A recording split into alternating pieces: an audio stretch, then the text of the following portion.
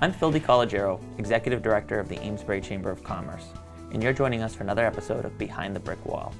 It's where Amesbury Community Television takes us behind the scenes to look at some of the neat businesses that make up the Amesbury community. In partnership with Mountaintop Landscaping and Janet Faulkner from Faulkner Commercial Group, we get to check out some of the neat makers, artisans, and entrepreneurs that really help drive the Amesbury area business community. I'm excited because we're looking at two pretty cool businesses today. Yes, we are. So Janet, my understanding is the first one we're going to check out a little bit more than behind the brick wall and more like what's behind the dartboard, axe board, I don't know what we call it. Yeah, we're going to Gametime. We'll be meeting with Steve Belmonte and we will see all of the new offerings that they have. Not only have they expanded the arcade, they've got a function room, I believe, and they have axe throwing, so we'll get to check that out. It's pretty cool. They did a networking event for us. It was the first one we did as an Amesbury chamber after COVID hit. So it was the first time in like 13 months we got to be together in person.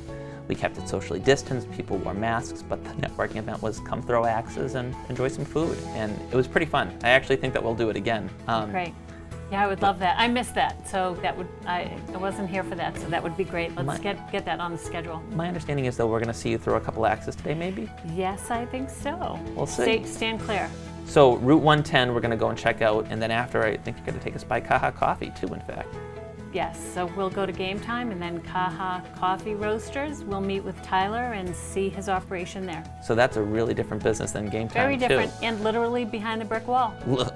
Over at 14 Cedar Street, you're right. But before we hit 14 Cedar Street, take us over to Route 110. Okay, great.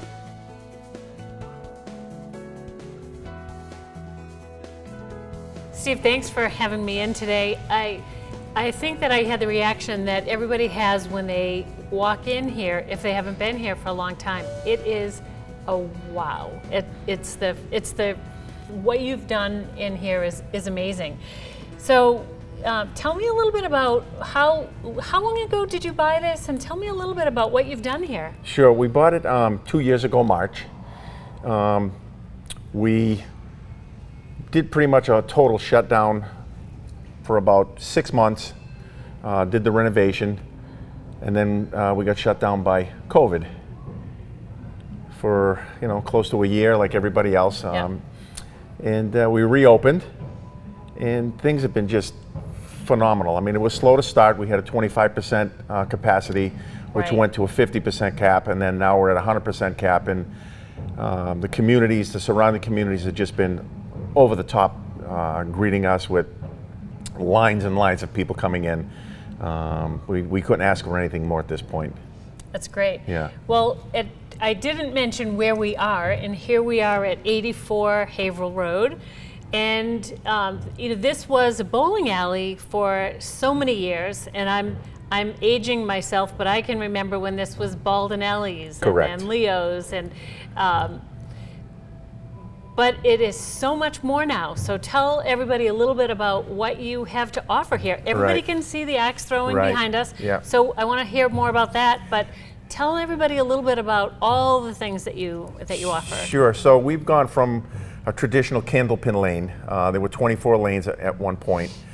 During the renovation, we took out 16 candlepin lanes, kept 8 candlepin lanes, put in 12 brand new 10-pin lanes, literally gutted the place out to the tarmac, and built everything back up. And then the remaining 4 lanes is where our tavern is now. So we have a tavern that serves the wide range of alcohol, from beers to top-notch alcohol, top-shelf alcohol.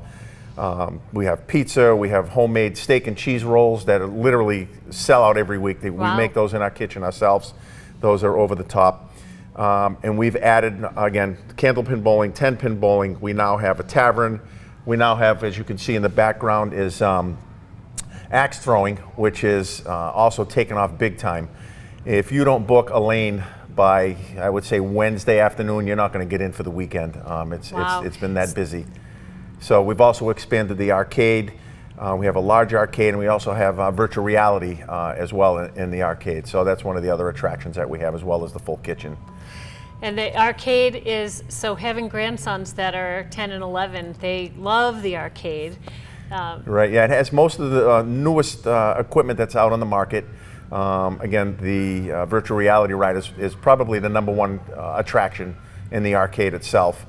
The cool thing that we do, which most people don't do, is our claw games, or our crane games that pick up toys. They're winner every time. So you swipe your card and you're guaranteed to win a prize.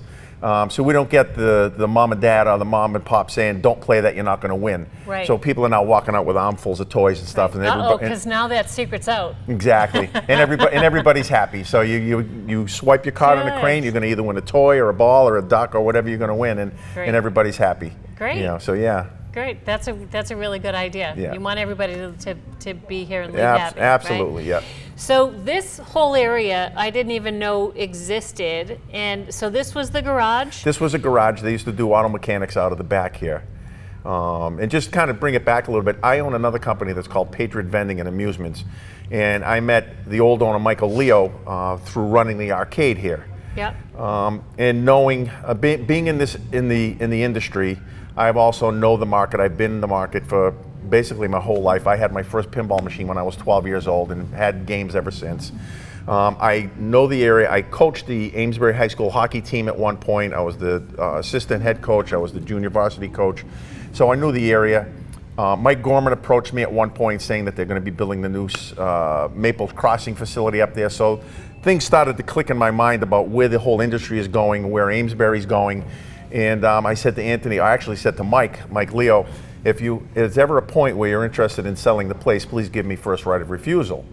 Well, a couple of months later, he come up to me and he said, were you serious about, buying the place? And I said, yeah, I'm absolutely serious about it. He said, well, why don't you see what you can do? And one thing led to another. I spoke to Anthony and the team, and we put an offer together, and here we are. So we're real excited about the place itself. So it's now not really called, Baldinelli's or Leo's. It's Gametime, and the terminology in the field is called a family entertainment center or a boutique style bowling center, and that's kind of what we've created here, boutique style bowling center. So you can come in and not necessarily even come in to bowl. You can come in, you can play cornhole, you can do axe throwing. That's really cool. So we have a bunch of different things, and you don't necessarily have to come in to bowl. We also have a large corporate event area. We have darts. We have rooms for children birthday parties. So we're pretty much an all-in-one kind of place to go. So birthday parties, corporate events, team building events, I would imagine. Right. And how far out are people needing to make reservations these days? Well, birthday parties book up relatively quickly. I mean, I would say we're probably at least 6 to 8 weeks out. Axe throwing is probably you better book a week out, otherwise you're not going to get in. And the funny thing is, going to kind of take a little tangent into axe throwing. People always say, oh yeah, great, that's all you need is alcohol and axe throwing. That's not a good combination. And I always say it's all about safety. Right. We try to limit our axe throwing people to 2 drinks. All of our axe throwers, attendants, and our waitresses and stuff are tip certified, so they understand when to serve people, how much to serve people, and stuff like that. And then in the axe throwing arena itself, there's 3 bays with 6 lanes, and each of the bays have 2 lanes. So each bay will have an attendant, and before you even step in the ring, he will go in and explain, or she will go in and explain to you all of the safety rules about how to throw, how not to throw, how not to fool around, how to handle the axes and stuff like that. So again, it's all about safety. And once they understand the safety rules and stuff like that, we'll go in and have you do 5 or 6 practice throws. And once the entire group goes through 5 or 6 practice throws, then they can start the actual games. We have about 10 or 12 different types of games, believe it or not, that you can play in axe throwing. So it's a lot of fun. Yeah. So you're going to teach me how to throw I will an absolutely axe? show you how to throw. So you have different, so it's not like bowling where people can bring their own bowling ball. People are not bringing their own axe, and you have different. Do you have different weight? We do. We have 2 different and then weights. You can teach people. Yeah, we have 2 different weights. One is a 1 1/4 pound axe, and the next highest one is a 1 3/4 pound axe. But typically, for the novice throw, we usually use the 1 1/4 pound axes for those folks. Okay, great. Yeah. And I also heard that you've got to change these bullseyes out all the time. So so there's a lot of maintenance for that. There is, right? there is. Yeah, we actually, on a busy Friday night or a Saturday night, they actually have to get changed twice a night. So we have a process where we mark both the front and the back. So once the front gets kind of chewed up, we literally go in. It's almost like a pit stop. They'll take 4 screws out, flip the board over, and they have a new board in and ready to go. And then the next morning, the team will come in and they'll recreate the whole thing all over again. Great. So yeah. Great. Now the pub area that I saw, the tavern. Yes. Can that area be rented out as well? It can be. We have the tavern that basically goes right into our private corporate rooms. And in those corporate rooms, we can either divide those in half, or you can have the entire room. We could typically seat probably about 100, 125 people in that. So you can rent anything out the whole night. You can rent the entire Axe room out. You can rent the bar. You can rent a couple of lanes. So anything that you want to do, we can basically accommodate that. Great. So now the space that used to be a pizza sandwich shop, right? And so now you use that that's kind of a commissary to cook for well, no, yes and no. So where the dining room used to be in the pizza shop is now where our kids' birthday parties are held. Great. And we put a full wall up, which used to be a half wall. Yep. And now kitchen is behind that. So we have a full kitchen as well behind that. So yeah, so the old dining room is now the kids' birthday party rooms, and the old birthday party rooms are now the corporate event area. Great. Right. Excellent. You've done a beautiful job here. Thank you. I remember coming in and talking to you when this was all just kind of an idea. Yeah. And you've done such a fabulous job. Well, thank you very much. Great. And I do want to mention my business partners who have been a tremendous help. Anthony Dakotas, Tony Sorrentino, Frizzy Kelligan, Jeff LaJoy. We each bring a certain forte, where mine is the arcade business and the axe throwing. Anthony basically runs the kitchen. Jeff is our CFO, and Frizzy and Tony are master electricians and basically have totally rewired the entire place. So we work great as a team. We don't step on each other's toes. And I know a lot of times partnerships are tough to work out and to work together, but this has just been fantastic. So Great. Yeah. So you've got a good team. Yeah, we do. Excellent. So yeah. It was nice to meet all of them. Yeah. We didn't have enough mics for everybody. That's okay. But thanks for stepping up and doing the interview. It was great. We're happy to be able to showcase what you have here. Yeah, I appreciate you coming down. I hope everybody comes pleasure. down and checks us out. We will. Great. All right, thank Thanks. you.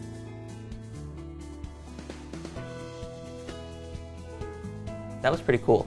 Steve, I mean, and I know it's not just Steve, the work that he and his whole team did, wow. I'm so glad we got to meet the whole team, the people that are kind of behind the scenes, his partners, so that was really fun to meet them. And wow, they have done an amazing job there, absolutely. So if you have not been over there, I highly recommend checking it out.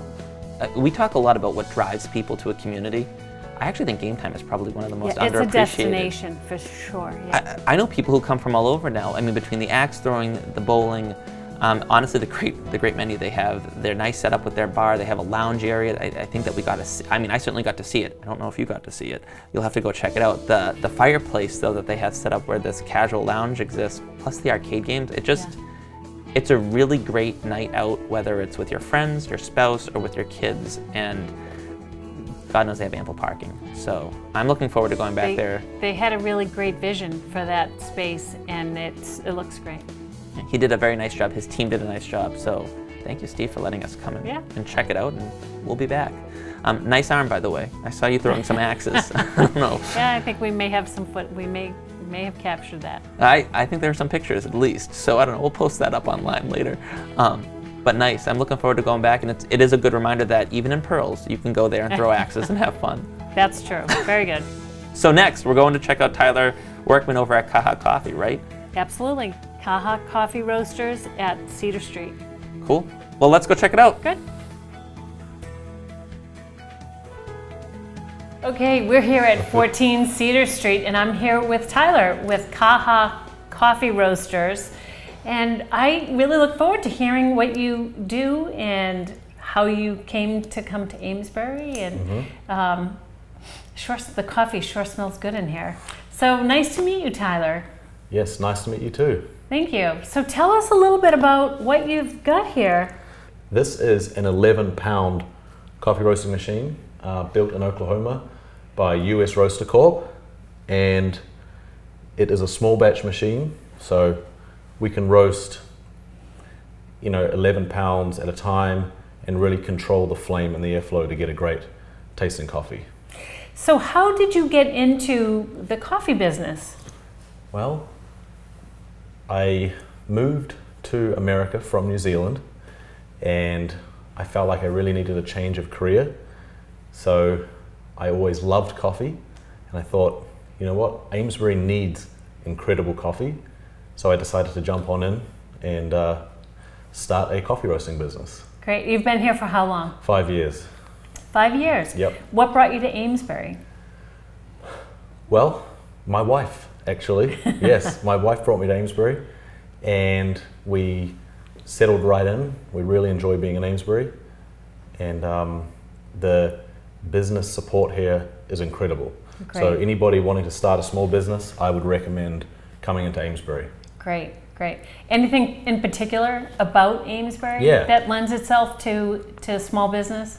I would say there's a lot of, the consumer is very receptive, and there's a lot of community support here, Yeah. which makes a huge difference. You've got the Chamber of Commerce for one, and they're excellent. Plus, there seems to be such a popular thing in Amesbury where local businesses support local businesses. Right. And that makes a huge difference. Yeah.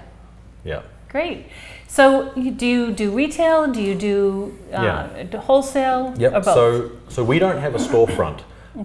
So we specialize in supplying other businesses with our coffee, and we also supply people online. So they visit our website and they can order from a website. Great. And as you can see, we don't stock any inventory. Yeah. So everything is roasted to order. So that ensures like a lot of freshness. Great. Yeah.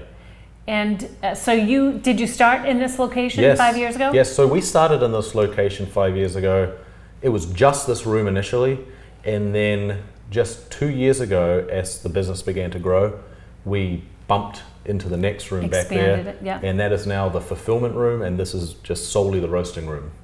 Great, great. So you said your wife brought you to Amesbury. Is your wife from Amesbury? My wife is from Newbury, but she has now resided in Amesbury. We both think Amesbury is a great choice. Instead of anywhere else, we chose Amesbury. That's great. Yeah. Great. And we have a lot of family support here as well, so that makes a big difference in starting a business. Now tell us a little bit about what you have to offer for coffees. A Yes. variety of different coffees, and tell us about that. Okay, so we offer our light roast, which is an El Camino blend, and that's a blend of 2 African coffees. And the idea around that coffee is something a bit more vibrant and fruit forward. So, if you want to we'd recommend using a pour over method for that type of coffee. Then we have our medium blend, which is called Happy Medium. That's a very user-friendly coffee. I want to say it's a crowd pleaser of our blend selection. And what did you call that? Happy Medium. Happy medium. Yeah. Okay. So it's one of those coffees that you can really brew on any device, hot or cold, and it's just going to be, a crowd pleaser. Everybody's going to like it. And that's a coffee of that's a blend of 2 coffees, one from Peru and one from Colombia. And then we also have our dark roast, which is the KAHA. And that is a coffee that you'd just absolutely love if you were into French press. Yeah. Yep. I'm a dark roast girl, so that would be the So that one would for be me. you? Okay. Yeah. Yep. So we have those 3 line up. We have the 3 core blends, and then we also offer an espresso blend. So if you have a little espresso machine at home, or even a manual espresso machine, that would be the perfect blend for you. It's a low acidity coffee, so when extracted through pressure, it's going to be very smooth. Then we also have our rotating single origin coffee, which is a slight step up in, I want to say, memorable flavors. It's a coffee that can be traced back to the location it was grown in, and right now we've got a coffee from Kenya that is our single origin coffee, and it's very delicious. It's a very, very fruity and vibrant coffee. And then we've also got our seasonal blend, which we launched about 2 weeks ago. And that's our KAHA Summertime blend. And that's one of our favorite coffees we've had on ever. Yeah, and it's super popular. And that's a combination of two coffees. That's a coffee from Kenya and a coffee from Tanzania.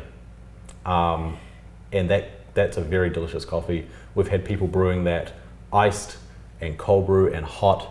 And we want to say it's probably the most refreshing coffee that we've ever had. Gonna have to try so that. So it's the summertime blend, really. So where locally can people find, if someone wants to just go and purchase to homebrew, where would they find it? So I would recommend, if you're local and you want to pick up a bag of our coffee, I would head over to Market Square Bakehouse, downtown Amesbury. There you can try our coffee actually being served as well as picking up a 12-ounce bag. The other place I would recommend is Heron Pond Farm. They are selling our full lineup on their shelves, and it's a great opportunity to pick up some produce as well. Great. Also, Cider Hill Farm, we have partnered with them and created a special blend for them, the Cider Hill Farm blend. So if you're interested in a amazing coffee from Cider Hill Farm, they have our proprietary blend, plus they also serve our KAHA blend as their dark roast and the Cider Hill Farm blend as their medium roast. They also stock our decaf, which I actually forgot to mention, we do stock decaf. Very interesting. Yes. So someone can go there, have a cider donut, and have coffee. Yes, that's right. So Great. we really designed the blend so it would pair perfectly with a cider donut. That's great. Yeah. I love seeing local businesses collaborating like that. Yep. What was your background? What made you, so it's one thing to like coffee. How did you get to, what was your background? How did you learn? So you've got to be a bit of a chemist, right? If you are blending flavors. Yep. I've always been into flavors. I've always loved cooking at home. I've always enjoyed going to as many cafes as I possibly can to try every other cafe's coffee flavor, because most cafes will source their coffee from a roaster. So therefore you're effectively trying other coffee roasters' coffees served through cafes. So that really gave me an insight as to what I believed would stand above the rest if I could create something that was a little special. So that's really why I decided to get into coffee. I love flavor, and I wanted to express that in coffee. So I see that you've got bags of coffee from Guatemala, from Brazil. Tell us a little bit about everywhere you source your coffee and why. So we source all of our coffee from the countries who have a current harvesting season, which means that when we purchase our green coffee, we get the freshest possible green coffee. So when you roast that really fresh green coffee, the resulting flavor is very vibrant. Also, we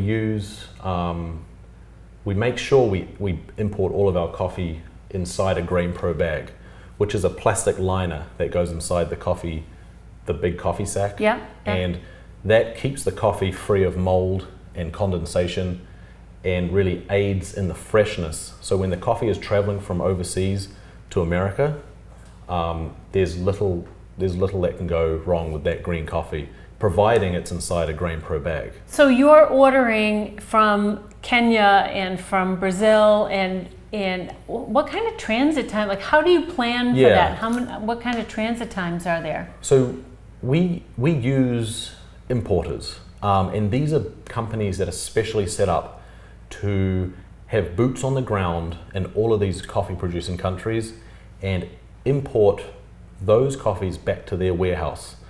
Then I communicate with my importer and we select which coffees that they believe and what I believe are going to be the best fit for that season, based on freshness, based on quality scores, and but really based on taste. Ultimately, it's all down to taste. So that really is what sets you apart. Yes. So tell me a little bit more about that. What makes your coffee special?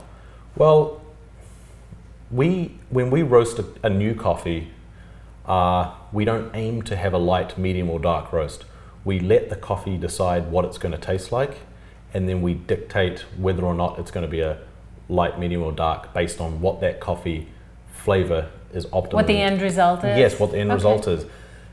Not all coffees are meant to be roasted light, and not all coffees are meant to be roasted dark, and it's really my job as a roaster to find the potential in that coffee and exploit that potential as much as I possibly can.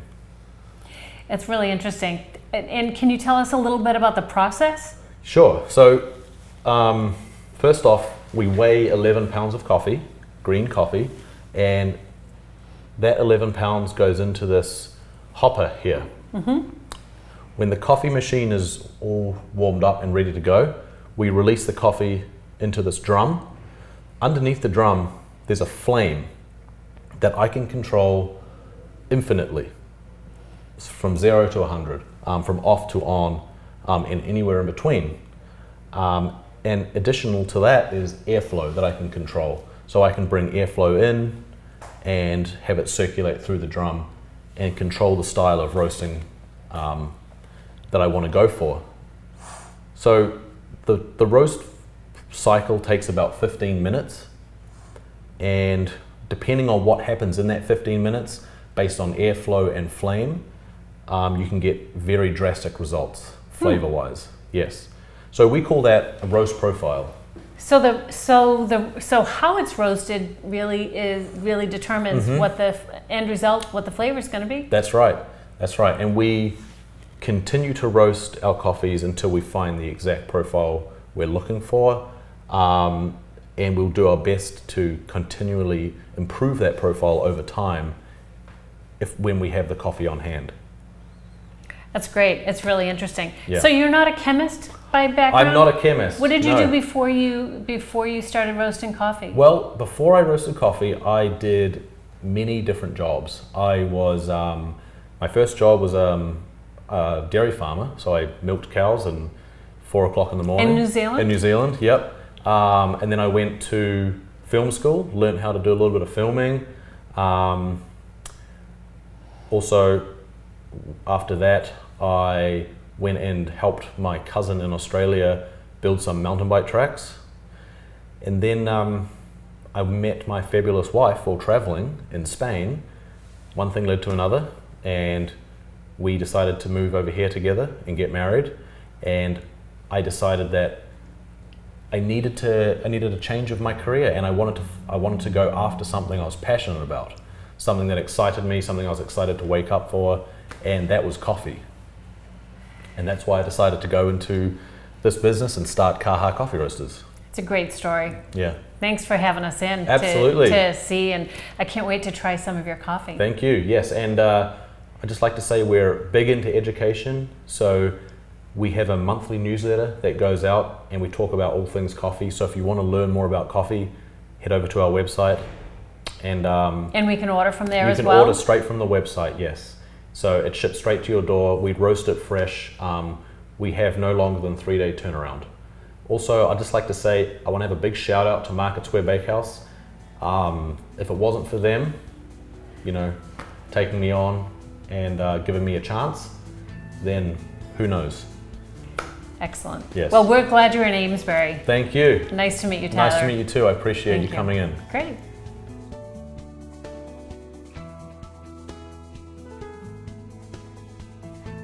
Yeah, Janet, I see what you just did over with Tyler at KAHA Coffee, and I think that is exactly why we created this program. We talk about what's behind the brick walls of Amesbury's, mill buildings and these entrepreneurs and professionals in there. We have a coffee roaster here in Amesbury, and honestly, it's a coffee that maybe most people aren't familiar with the name KAHA, but I'm sure you're familiar with the taste because he's at Cider Hill Farm.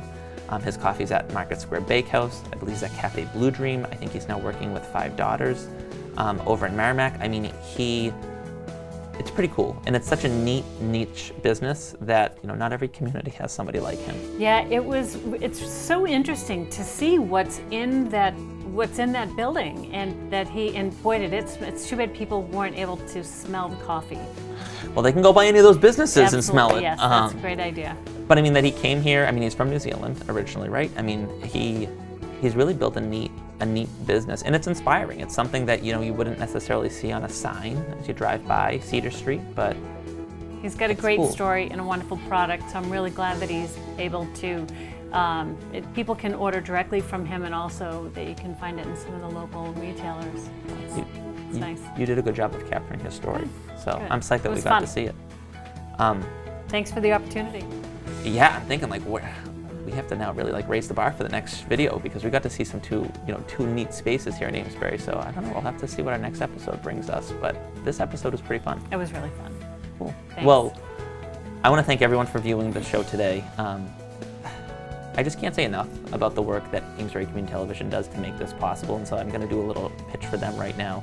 If you're ever interested in checking out the studio over at Amesbury High School, you should come meet with Russ, Tony, Patrick, because this is something done by them in order to bring more attention to our businesses. And the fact that we're able to distribute it is made possible because we have partners like Faulkner Commercial Group and Mountaintop Landscaping. And Jenna, you're always very generous with your time doing all this. Thrilled to be a part of it, and I thoroughly enjoy meeting all these business owners and sharing the business opportunities in Amesbury. Well, the Chamber's grateful to have you, the community's grateful to have you, and ACTV and Mountaintop doing this for us. So see you next time, and until then, go shopping.